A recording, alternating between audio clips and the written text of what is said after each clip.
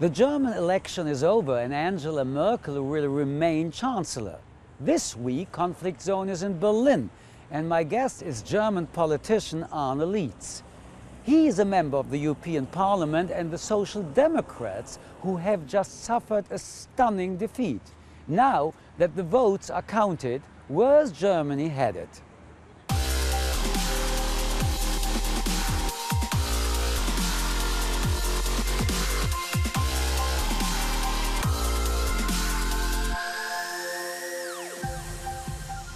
Arne Lietz, welcome to Conflict Zone. The German election is over and your party's candidate, Martin Schulz, didn't manage to convince enough voters that he should to be the next German chancellor. He failed miserably. Yes, we failed miserably as a party, and we had a swing which was interesting last January, where we were close, actually same level up. At that time, your candidate got 100% from your party. I think it was a little bit too optimistic at that time. Well, it was not a question of to be optimistic, it was a question if he's convincing the party to be the leader and to run as a chancellor candidate. And that was a very interesting statement. But at the same time, during the Länder elections, nobody wanted him to participate in the campaigns. Exactly. That happened in North Rhine-Westphalia, where the decision was taken not to include the federal politics into this election. But how can this be? You elect a few months before the federal election a new star, and you don't allow him to participate in Länder elections? Well, that has already been said also by our party leaders, that was a decision which was not the right one. Nevertheless, we did, I think, still did very well with Martin Schulz as a candidate. Who knows what had happened if he would not have run the campaign? But this is a very cynical remark. I mean, you did well, a little bit more than 20%, and you are saying you did well as the SPD? No, I said we might have done not as good as we still did. Less than 20%? That might be possible. Look, but this is a disaster, what you are just saying. Well, you really believe that the party without Schulz could have even had less than 20%? Yes, could have had. And yes, that this is a disaster was said already in our interview. It is a brutal disaster, and particularly that we have now a right-wing, populist, anti-European party. We are coming to that. Let's speak about the SPD. So we have a new shifting in the party situation as such. But what did Martin Schulz do wrong? That's a question we have to look into the party, and I cannot give you an answer. You don't have any idea? I don't have an idea yet, but we have discussed numerous situations if we should have made certain things more clearer on what we want to run on social equality. And give me some examples. And to run a European campaign as Macron did, much more forward. Martin ran on European politics, but I think after the change that Macron brought to France, also the situation from the European perspective got a bit better, that people saw that the pressure might not be as high. Nevertheless, we have the right-wing party now in the German parliament. And in that regard, we should have stressed maybe... But this is the duty of a candidate to make clear that this is a misunderstanding. He didn't. Well, that's what I said. We should have had maybe some more points clear and not this broad topic. But nevertheless, I'm very convinced that we have a very strong program, and we worked on so many topics other parties didn't work. We worked on the topic, and he made that clear that we don't want to rise our budget for defense the way the Conservatives want to do that. We want to spend the money, but we were not heard or broadcast on that issue. Also for the European perspectives, to change the weapons export from the European Union is a strong point, but this was not taken in consideration by the voters. And that's what we have to acknowledge as well. So who is responsible? The voters who didn't understand your candidate, or perhaps your candidate in your party who didn't understand the voters? I wouldn't put it like a blame game on responsibility. Why did you lose trust? we lost trust because we were not able to deliver, for example, and we were not heard what we achieved in the coalition. We did wonderful situations. I was running 4 years ago in the campaign as a candidate.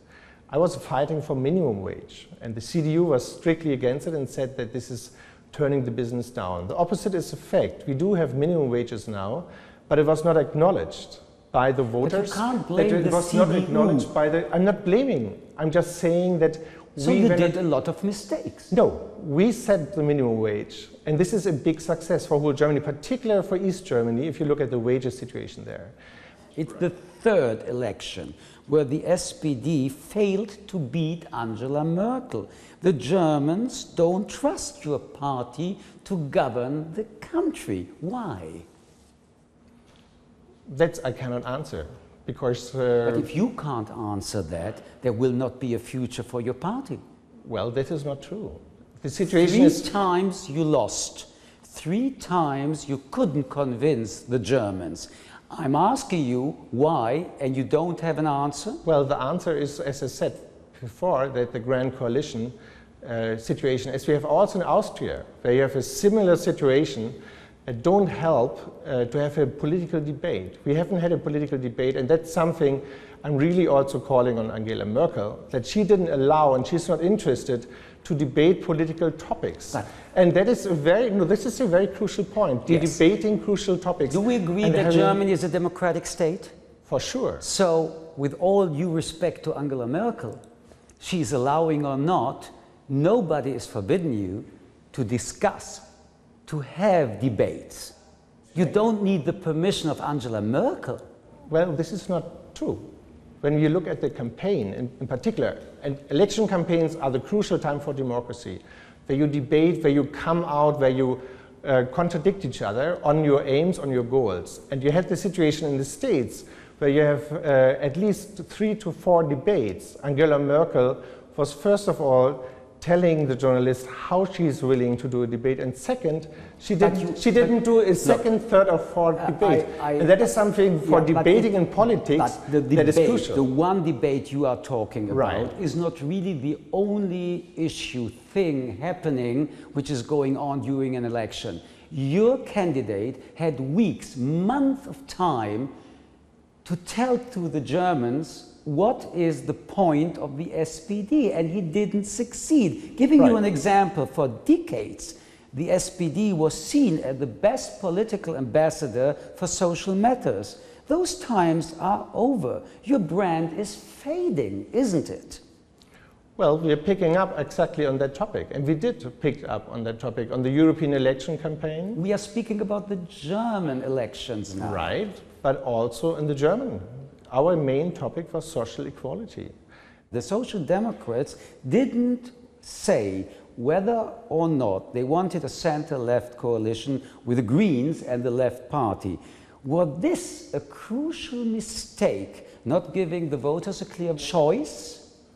No, you don't know how parties can develop. If you look at the Left Party, and the Left Party was here the crucial point. But you advocated that. Well, as I just said, the decision was not being taken away that this is an option, and if the Left Party would have swung in some foreign political points, there might have been an ability to coalesce together.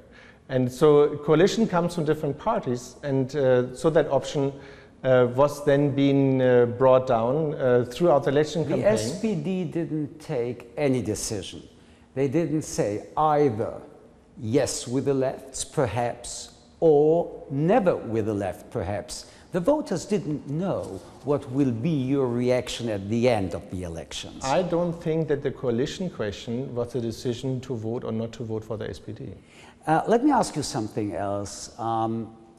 With this election results in mind, shouldn't Martin Schulz step down as a leader of the SPD? I mean, 21%. How can you continue to be a leader after this disaster? What is the message? The message from my side as a party member is that he should stay the leader of the party if he wants to be. Why? He lost. He lost. Never before the Social Democrats, since 45, had such a bad result? Well, we didn't drop to that extent like other countries have dropped, like the Netherlands, for example. The question is how the party constructs and reconstructs its topics, its approach, and its communication to the public, that our points, we worked on but it. Is he and credible? We succeeded, yes, he's very credible. We succeeded in the coalition. He is credible for the future? He can be the leader for the future after this disaster? Absolutely. That had happened many times in history, that people didn't succeed in their election, but they still kept the leader of a party. We lost the election. That's why I'm very happy that we are straightforward saying that we're not going into a grand coalition again. It makes sense on the situation on the right-wing AfD, but it also makes sense that we have to have a power play in Germany. And our politics moves well with a good opposition and a strong leadership, and coalitions are there for. Apropos opposition. And that's why I truly believe it was the right step to decide yesterday already that due to the situation we go into the opposition. And apropos opposition. We're going to be a strong opposition against opposition. The Conservatives. The AfD is the first far-right party to make it into the Berlin Reichstag since Nazi Germany. Is this a turning point for the country? It is a brutal turning point for the country, in particular that you have already candidates who made it through into the German parliament. We have the situation that the AfD is in Saxonia, the strongest party, if I'm not mistaken, but also they keep going well in other Eastern European. Every third male voted AfD in East Germany. Right. Every third. Right, that is shocking. And that why? It's shocking because... No, not why it is shocking. Why this happened that every third male voter voted for the AfD. In general, I think it's a lack of political education and understanding of political developments and trusting, but even being interesting in political matters. This means a failure of more than 25 years of reunification. No, it means a failure we have worldwide on political education and people taking their share in democracy, not only going to vote, but also looking at what is happening and listening to it and not being in the situation as we look at now. But let's point it out. AfD representatives attracted attention with racist, anti-Islamic, anti-nationalist rhetoric. Little more than 13% of the Germans, 13% of the Germans supporting them nevertheless. What does it tell us about Germany in the year 2017? That tells us we have a big mountain of work in front of us in regard what it means that in a country with this history comes up again with racism, that neglecting the Holocaust, calling that we should be proud of the Wehrmacht, the German army in the first, but also in the Second World War. But the AfD said, Mr. Gauland said that. But this means also that you failed as the SPD. That means you couldn't, we all failed. The democracy win these failed. Voters. Yeah. You couldn't attract them.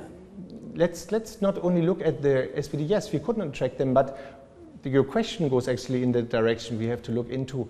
Why is it happening and possible that, as you said, every third male voted for them in East Germany and is not interested in the issues the AfD brings up as well, being a racist, being an anti-European, and being a radical party. And we have heard, I've heard with Frau von Storch in the European Parliament that she wants to have a Brexit for Germany. That's what she announced the day after the Brexit in the European Parliament. So, and people don't care. And therefore, the European Union as such is not a given. We have to fight for every day. And, so let's talk and about parties the do that, and we are going to do that as the strongest opposition party, that we don't give that to the AfD, and I'm very glad about that. You gave it. What will be the future we will see, but let's talk about Europe. It is a Europe-wide phenomenon that nationalist and populist parties are having increasing success, like Orban in Hungary, Kaczynski in Poland, Austria, Denmark, Norway. How do you explain that? That is what you can compare to Germany, to the AfD, and also to Front National, but also to the Trumpism in the US. But in Hungary and in Poland, these people are even governing. Right. They influence every decision in Europe. And they change, nationalists, racists. Right. And they change their basic law situation. You know, look, if you look at the Constitutional Court in Poland, the government now is destructing it, which is and should not be allowed by the European Union. I'm very glad that Timmermans and that the European Parliament is strong against it. Orban is supporting Poland in that development, and that is the situation. But regardless of that, let's talk about that. EU Commission President Jean-Claude Juncker said, quote, "For me, Europe is more than just a single market, more than money, more than the euro. It was always about values. But these values, as human rights and the rule of law, are in danger. What is the solution?" The solution is to strengthen the political groups in Poland and to also be strict against the governments from Poland and Hungary. But you are not. Well, we are. No, you are not. Let's talk about how Europe defends its values. In his State of the Union speech, Jean-Claude Juncker also said, member states gave final jurisdiction to the EU Court of Justice. The judgments of the court have to be respected by all. The rule of law is not optional in the European Union, it's a must. Hungary, refusing to take in refugees, took their case to the European Supreme Court. They lost. Hungary's Prime Minister Orban said he didn't care about the court's ruling.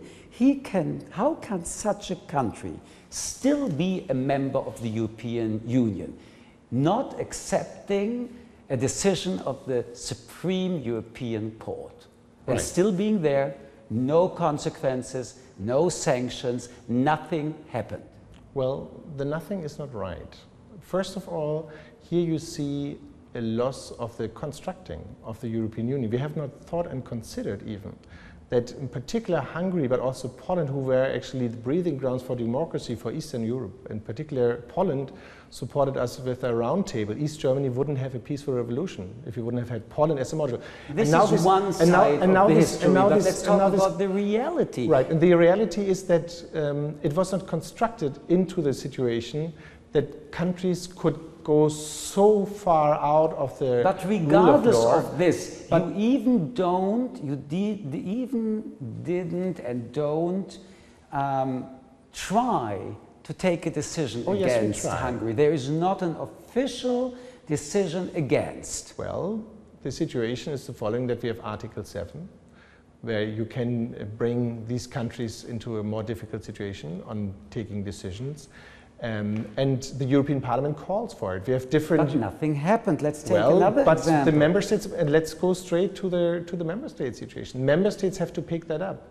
The member states have to, even if there's already a saying that Hungary would support Poland, that they would not like to take Article 7, but we have to take it. I'm, as a parliamentarian, straightforward to put as much and high pressure as possible to this. This is theory. And no. The reality is September 2017. Well, that's why I'm saying the member states didn't pick it up. doesn't respect the rule of law. Right. Poland doesn't respect the rule of law in its own country. Right. Today, no sanctions, no reactions. Hungary's president and the Prime Minister of Poland are laughing about your principles. Well, they're not laughing only.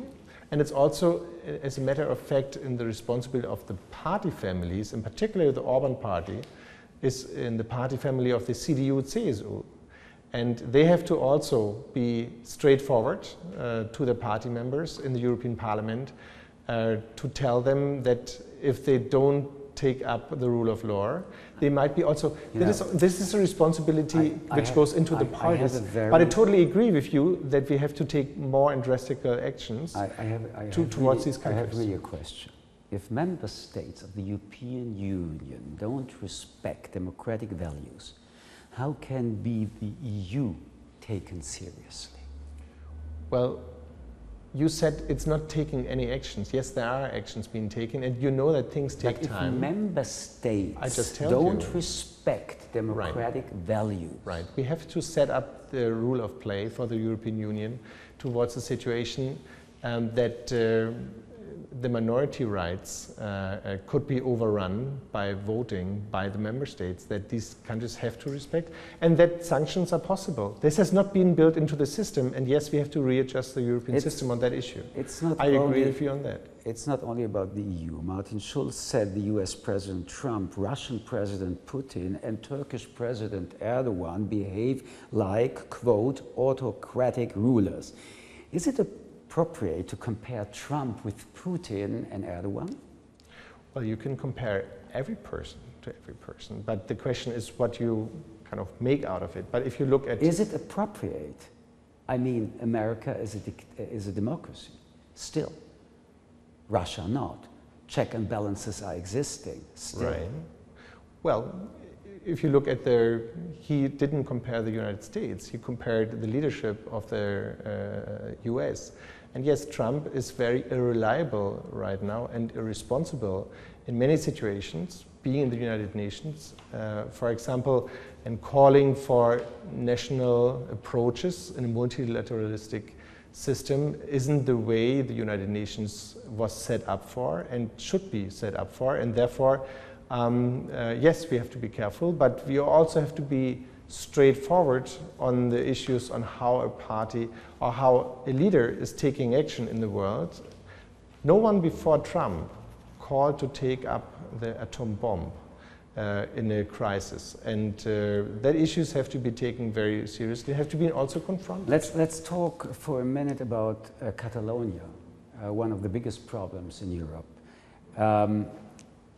In his State of the Union speech, Juncker called for more united nation, but Spanish authorities tried to stop the referendum by detaining officials, suspending Catalonian police and replacing them with central police forces blocking the internet. Do you support these measures by the Spanish government? That's a crucial situation, or a very critical situation we have there. If you look at the rule of law, I do understand that if the setup is not being built up rightly for a referendum, it could not be done.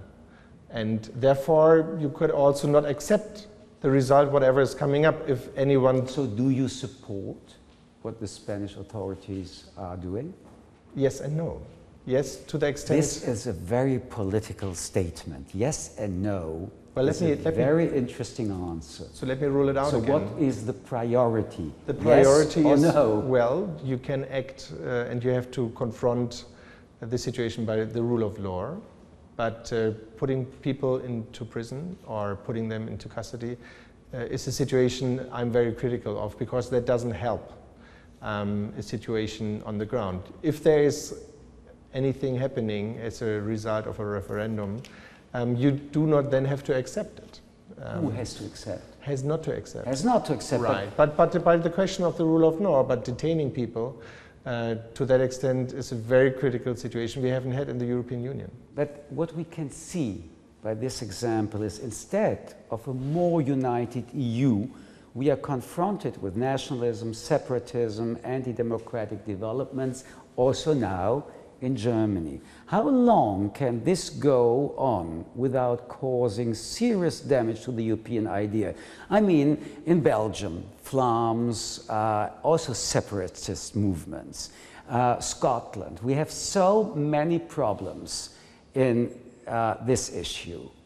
What is going on with the nationalism, the separatism, in regarding of a united union of Europe? That you just mentioned them all, our biggest challenges. But coming back to Scotland, there you have actually a situation where they want to be a member of the European Union. And the discussion of the Brexit on the Scottish question could be an actually very interesting one in the future.